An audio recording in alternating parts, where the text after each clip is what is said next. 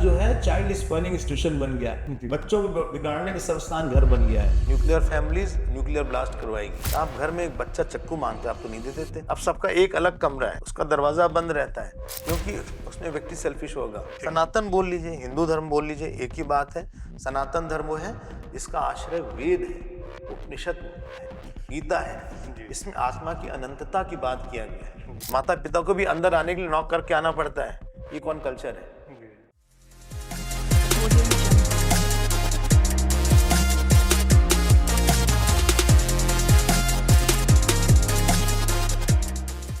Pujya Swami Abhedananda is a beacon of faith and prayer. With uncompromising faith in the Lord's power and rock-solid conviction in the eternal relevance of the scriptures, Swami Abhedananda is a shining example of selfless service and devotion. Presently the Acharya of Chinmay Mission South Africa, Swamiji served as the Acharya of several Chinmay Mission centers in the past, including those in Singapore and India. Nourished to flourish, Swamiji's beautiful sankalp of nurturing the community is blooming successfully, that aims at feeding a whopping 2,000 poor and underprivileged people of Africa for free every single day. Swami ji का बहुत बहुत हरिओम। धन्यवाद। दैनिक भास्कर में आपका बहुत बहुत स्वागत। स्वामी जी, इस समय आपने देखा होगा धार्मिक आयोजनों की बाढ़ है। अगर आप उस परिवेश में देखें, हर व्यक्ति धर्म की ओर उन्मुख दिख रहा है, धार्मिक नजर आ रहा है। फिर भी आखिर अपराधों की भी बाढ़ है। अगर आपने भी दूसरा अगर पहलू अगर आप देखें तो दिन पे दिन हर तरफ हिंसा, बलात्कार, खून खराब आज बढ़ रहा है। इसके बारे में आप देखिए, ऐसा किस तरह आप देखते हैं? जो पॉपुलेशन है भारत की, 100 करोड़ के ऊपर पॉपुलेशन है, उसके हिसाब से धार्मिक आयोजन बहुत ही कम है। मान लीजिए कि एक शहर में 10 आयोजन भी हो रहे हैं और उसमें 20-20 हजार लोग भी आ रहे हैं, तो आप सोचिए जिस शहर की पॉपुलेशन 20 लाख है, 30 लाख है, उसमें 10-20 हजार, 40 हजार कुछ भी नहीं है। पहली बात। दूसरी बात, जो इंटरनेट का इतना जबरदस्त एक्सपोजर है, आज पूरा एक वर्ल्ड आदमी के हाथ में है, वो 24 घंटे ज्यादा हावी रहता है 1 घंटे के प्रवचन की अपेक्षा। इसलिए जितना अधिक हो सके उतना ही कम है। ये तो युग का प्रभाव है। हमको लगता है कि बहुत है, लेकिन हमें लगता है कि और होता तो शायद अच्छा होता। क्योंकि बच्चा जो है, एक बच्चा 8 घंटे स्कूल कॉलेज में देता है, वो केवल मटेरियलिस्टिक वर्ल्ड के बारे में सोचता है कि पैसे कैसे कमाया जाए और किस तरह से हम दूसरे से आगे बढ़ जाएं, कौन हमारे पीछे है। आप एक सड़क पे जाके देखिए, एडवर्टीजमेंट जो होता है कार का होगा, कपड़े का होगा, खाने का होगा, शायद ही आपको वहाँ धार्मिक का इतना मिले जितना कि he is flooded by that. जी। और दूसरी चीज, हमारी वासना ऐसी है मनीष जी कि हम ऐसी चीज को ज्यादा पकड़ते हैं जो छोटी होती है, जिसमें विषय का भोग होता है। सत्संग वगैरह का अगर आपने छाप भी दिया, मान लीजिए हमने बोला कि यहाँ पे सत्संग हो रहा है और बगल में उसी का आया है नई फिल्म की प्री शो आने वाली है, तो लोग उसको पढ़ेंगे क्योंकि उसमें उनकी वासना सेटिस्फाई होगी, इसको छोड़ देंगे वो। इसीलिए जितना भी हो उतना कम है, क्योंकि जब तक धर्म रहता है तब तक लोगों के अंदर थोड़ी सी लगता है कि क्या सही है, क्या गलत है, भगवान क्या करेंगे। थोड़ा सा ईश्वर को लेके, अपने चरित्र को लेके आदमी सजग रहता है, संतों की बात लेके सजग रहता है।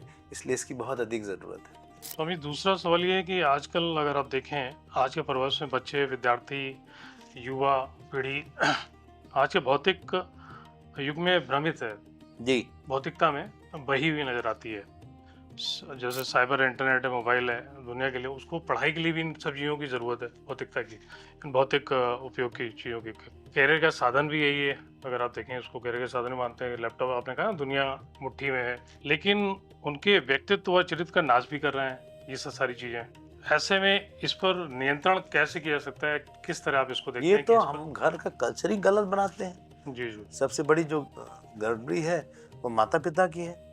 हम जब शुरू में किसी को देते हैं, मोबाइल बच्चे को दिया, तो उसमें रिस्ट्रिक्शन होना चाहिए कि हमें कितना देखना है, कितना नहीं देखता। आप घर में एक बच्चा चक्कू मांगता है, आप तो नहीं दे देते। जब हमको पता है कि हम उसको हैंडल नहीं कर सकते, तो कुछ तो देखना चाहिए और अपना डिमॉन्स्ट्रेट करना चाहिए। देखो, हम इतना ही देर देखते हैं। अगर वो पड़ गया, शुरू से एक कल्चर घर में आ गया, तो हर चीज़ का उपयोग है। मोबाइल का भी उपयोग है, बहुत बड़ा उपयोग। बड़ी बड़ी टेक्नोलॉजीज आ रही हैं, हम मोबाइल को क्यों बोलें। लेकिन चूंकि हम इसको यूज कर नहीं जाए तो वरदान श्राप हो गया हमारे लिए। हम हर चीज को श्राप बना सकते हैं। शादी को हमने श्राप बना डाला, मोबाइल को श्राप बना डाला, घर को श्राप बना डाला, क्योंकि हमको पता नहीं कैसे उसको यूज करना है।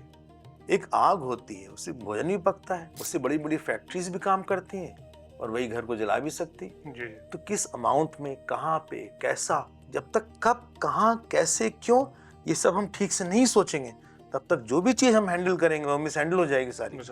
हाँ, हमें नहीं फ्री देना चाहिए, कुछ भी चीज फ्री नहीं होनी चाहिए कि अनलिमिटेड आप लेते रहिए। अब तो इतना ज्यादा डेटा आ गया, पहले डेटा खत्म हो जाता था, लेकिन अब अनलिमिटेड डेटा आ गया तो आप देखते रहिए। लेकिन हमको पता है नहीं है, एडिक्शन हो गया है लोगों को मोबाइल का।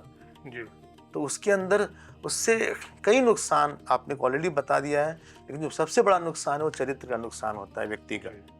क्योंकि जिसका चरित्र नहीं होता वो खोखला हो जाता है अंदर से, जी उसके अंदर विश्वास नहीं रहेगा, उसके अंदर ग्लानि रहेगी, जी उसके अंदर दूसरे को सामना करने का एक फेस नहीं रहेगा, सामने वाले व्यक्ति को देख के वो झेप जाएगा।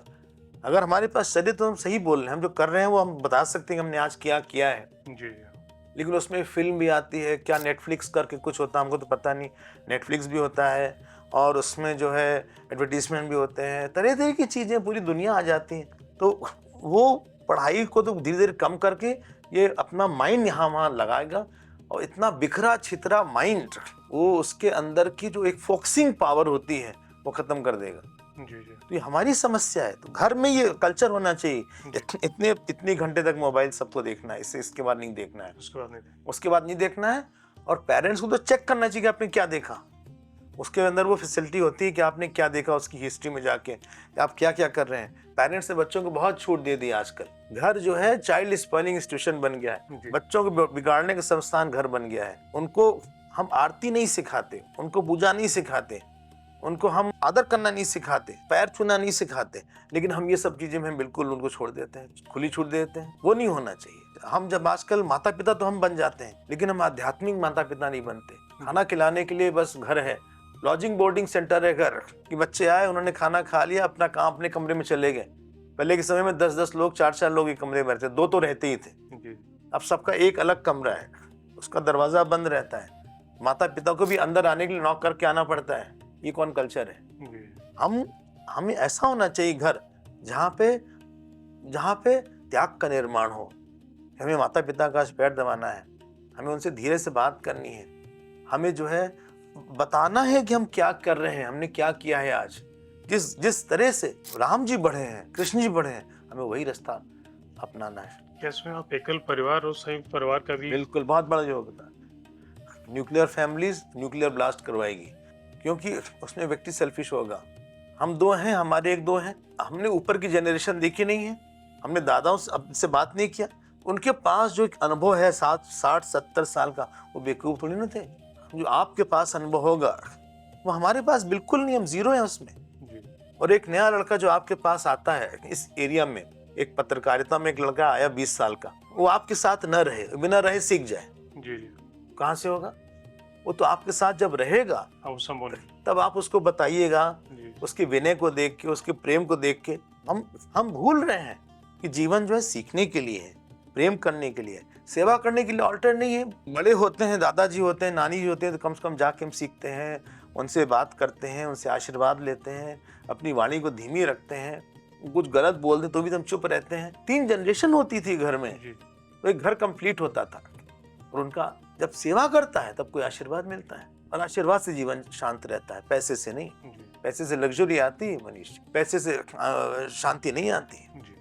हम बहुत पैसे वालों के घर जाते रहते हैं, इसलिए बता रहे हैं आपको, सबको देखते रहते हैं। जिसने सेवा किया है, दिल से निकलता है कि तुमको भगवान खूब सुख दे, तुमने हमारे लिए बहुत किया, तुमको खूब सुख दे, ये भाव आना चाहिए।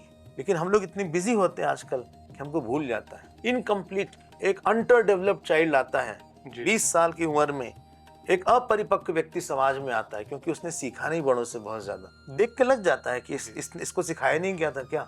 एक लड़की और लड़का आज का ज्यादा रैश है, ज्यादा उसके अंदर जिसको बोलते हैं शील की कमी है। जो आपकी जनरेशन होगी वो अलग होगी। शायद आप अपने पिताजी से ऐसे नहीं बात करेंगे जैसे आपके बेटे आपसे बात करेंगे, उनमें बहुत अंतर होगा, आपने देखा होगा। कभी कभी लगता भी देखो हमने ऐसे कभी नहीं सोचा जैसे तुम सोच रहे हो।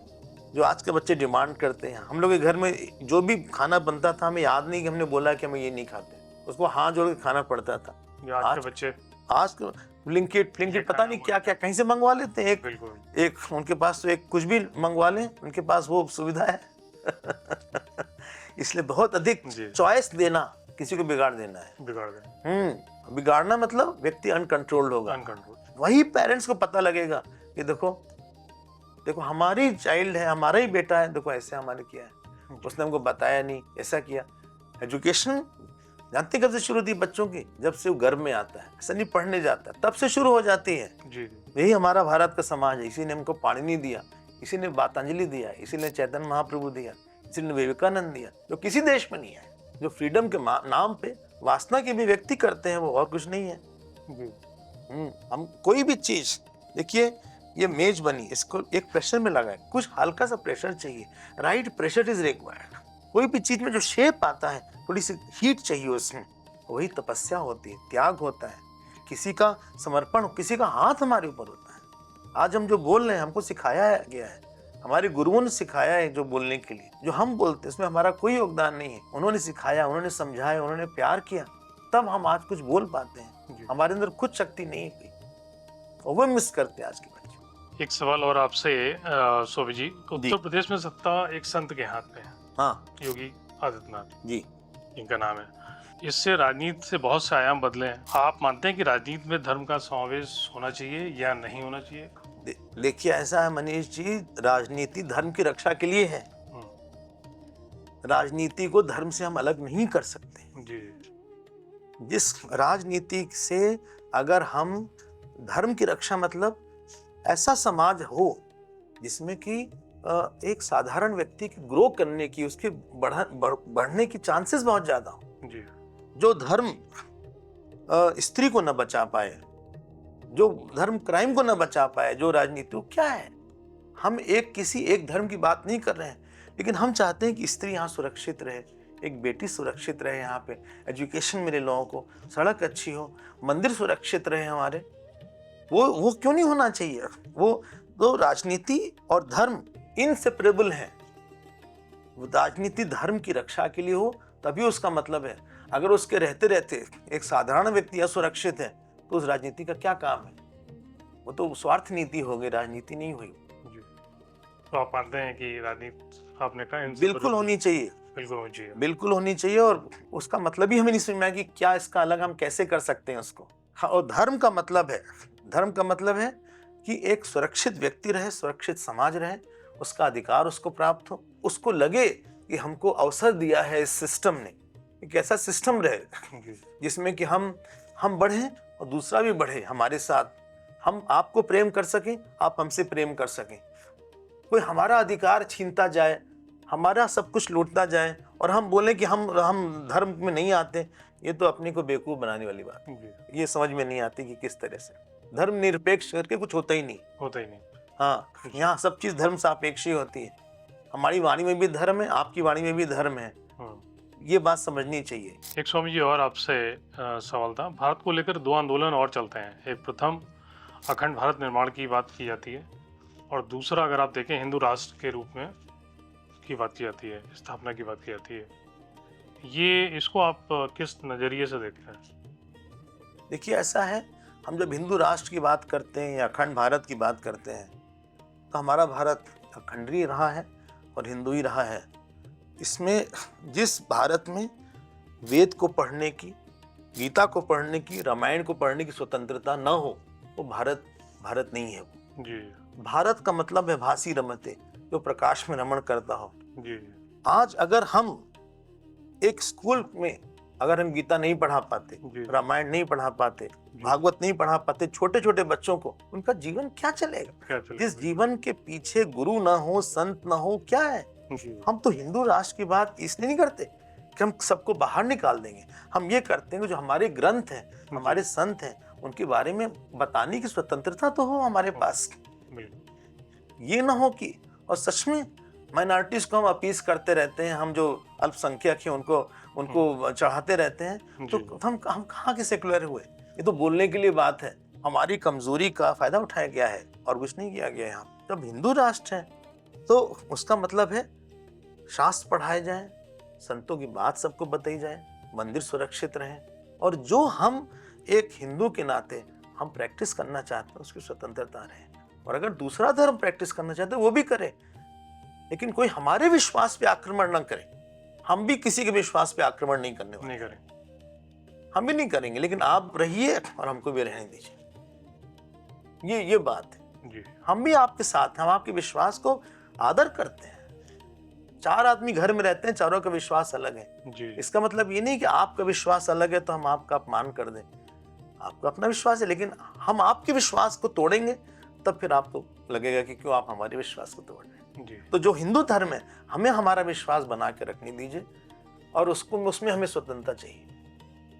ये बात, यही हिंदू राष्ट्र। एक और स्वामी जी, आपने समाज में लव जिहाद को लेकर के भी काफी चर्चाएं होती हैं। जी, समाज भी चर्चा करता है लव जिहाद में। भारत जो राजनेता हैं वो भी लव जिहाद को लेकर के काफी, लव जिहाद में जो लोग कन्वर्जन होता है हिंदू से मुस्लिम, मुस्लिम से हिंदू, इसको किस नजरिए से ये बिल्कुल गलत है। जिस चीज के पीछे का भाव ही गलत है, कोई आदमी हिंदू पैदा होता है, उसके पीछे कोई संस्कार होगा, उसका कोई कारण होगा, लेकिन फोर्सिबली करना या ऐसे करना ये समाज को तोड़ देगा। क्योंकि एक लड़का एक लड़की, उसका घर होता है। आप समझिए, हमारे घर का एक बच्चा चला जाए या आपके घर का एक बच्चा चला जाए, हमारा बच्चा चला, हम एज अ मदर फादर क्या फील करेंगे। बिल्कुल।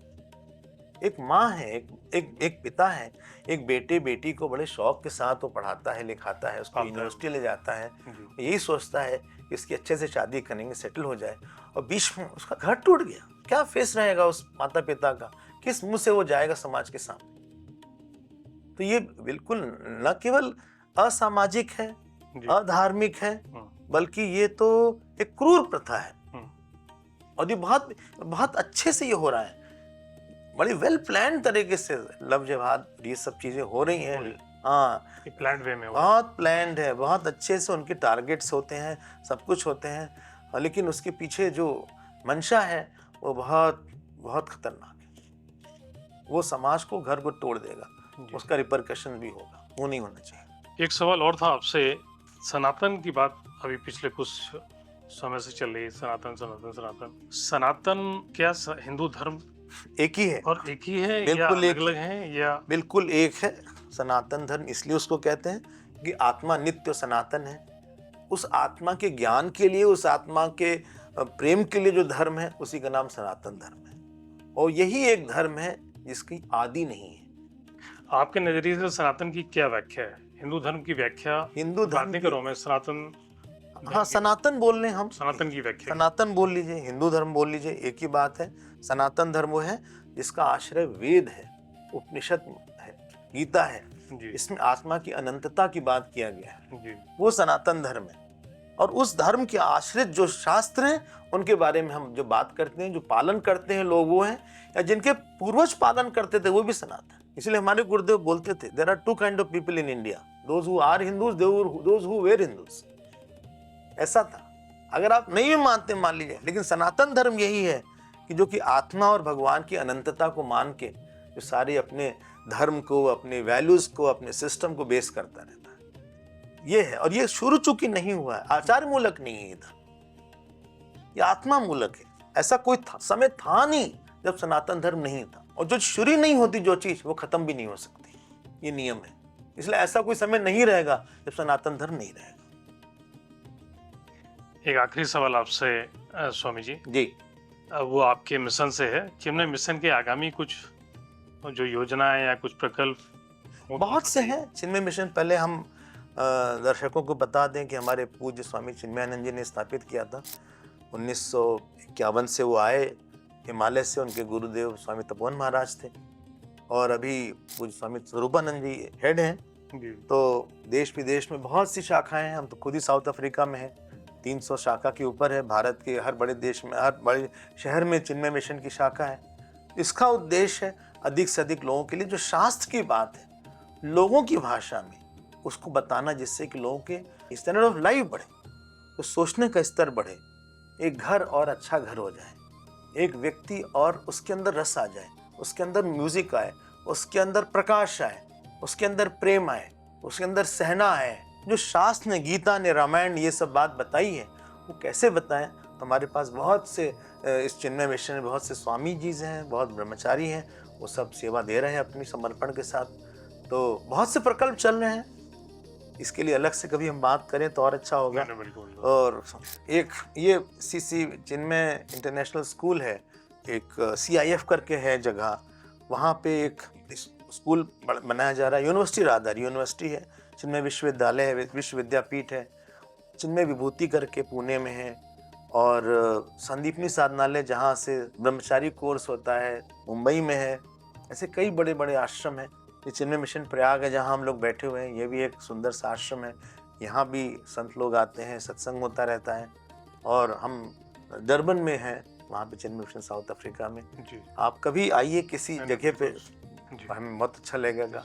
जी जी बिल्कुल। और जो व्यक्ति धार्मिक होगा मनीष जी, उसके कारण उसकी पहचान एक है, उसके कारण दूसरे के मन में मुस्कुराहट रहेगी। बिल्कुल सही कहा आपने। हाँ, जिस धर्म से मुस्कुराहट ना आए, बाहर एक आनंद न रहे, वो व्यक्ति के पूजा करने का, पाठ करने का क्या मतलब है? जब करने का क्या मतलब है? अगर हम किसी के सुख के लिए नहीं हैं तो हम उसमें ईश्वर नहीं देख पाए। हम तो सब में ईश्वर देखने के लिए यहाँ पे आए हुए हैं। इसलिए हम यही चाहेंगे कि हम लोग सनातन धर्म के जो मौलिक उसका सिद्धांत है, उसको पालन करते हुए हम लोग खुद भी बढ़ें और आगे भी बढ़ाएं, भौतिक रूप से बहुत समृद्ध रहें, लेकिन आध्यात्मिक रूप से भी बहुत गहरे रहें। ये दोनों का जब तक मिलन नहीं होगा, तब तक भौतिकता खत्म कर देगी आदमी को। आपने इतने अच्छे प्रश्न पूछे, आपको बहुत बहुत धन्यवाद मनीष जी। धन्यवाद। और जी जी कोई बहुत बहुत धन्यवाद, समय दिया। और फिर मुलाकात होगी हमारी, बिल्कुल आपसे समय लूंगा मैं, फिर आपसे। धन्यवाद, बहुत बहुत थैंक यू, आपका धन्यवाद। हरिओम।